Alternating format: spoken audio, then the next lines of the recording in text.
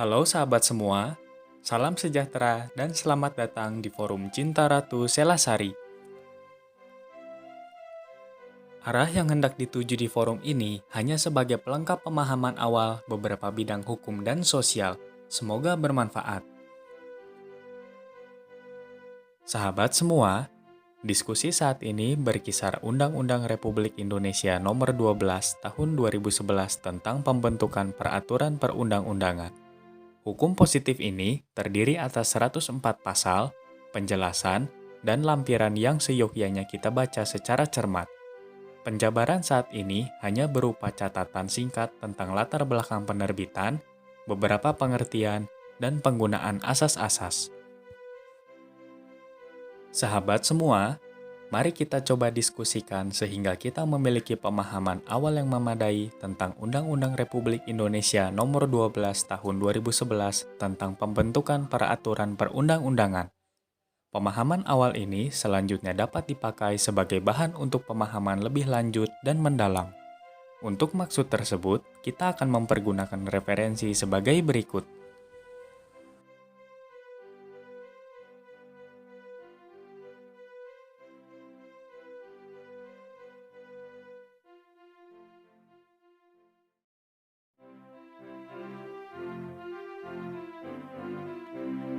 Gundul-gundul pacucul gembelengan, nyunggi-nyunggi wakul gembelengan, wakul melimpang sekane dadi salatar, wakul melimpang sekane dadi salatar. Sahabat semua, mari kita perhatikan beberapa langkah sebagai berikut. Latar belakang penerbitan. 1. Undang-Undang tentang pembentukan peraturan perundang-undangan merupakan pelaksanaan dari Perintah Pasal 22A Undang-Undang Dasar Negara Republik Indonesia tahun 1945. 2. Undang-Undang tentang pembentukan peraturan perundang-undangan didasarkan pada pemikiran bahwa negara Indonesia adalah negara hukum. 3. Undang-Undang tentang pembentukan peraturan perundang-undangan merupakan penyempurnaan dari Undang-Undang Nomor 10 Tahun 2004 tentang pembentukan peraturan perundang-undangan. Beberapa pengertian. 1. Pembentukan peraturan perundang-undangan adalah pembuatan peraturan perundang-undangan yang mencakup tahapan perencanaan, penyusunan, pembahasan, pengesahan atau penetapan, dan pengundangan. 2. Peraturan perundang-undangan adalah peraturan tertulis yang memuat norma hukum yang mengikat secara umum dan dibentuk atau ditetapkan oleh lembaga negara atau pejabat yang berwenang melalui prosedur yang ditetapkan dalam peraturan perundang-undangan. Penggunaan asas-asas. 1. Berkaitan dengan pembentukan peraturan perundang-undangan yang baik berdasarkan asas A. Kejelasan tujuan, B. Kelembagaan atau pejabat pembentuk yang tepat, C.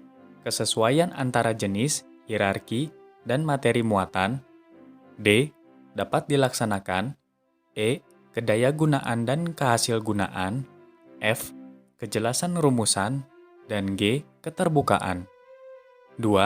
Berkaitan dengan materi muatan berdasarkan asas A. Pengayoman, B. Kemanusiaan, C. Kebangsaan, D. Kekeluargaan, E. Kenusantaraan, F. Bhinneka Tunggal Ika, G. Keadilan, H. Kesamaan kedudukan dalam hukum dan pemerintahan, I. Ketertiban dan kepastian hukum, dan atau J. Keseimbangan, keserasian, dan keselarasan. 3. Selain asas-asas tersebut, peraturan perundang-undangan tertentu dapat berisi asas lain sesuai dengan bidang hukum peraturan perundang-undangan yang bersangkutan. Sahabat semua, apabila kita perhatikan beberapa pernyataan di atas, seyogyanya kita memiliki ikhtiar pemahaman awal terhadap Undang-Undang Republik Indonesia Nomor 12 Tahun 2011 tentang pembentukan peraturan perundang-undangan.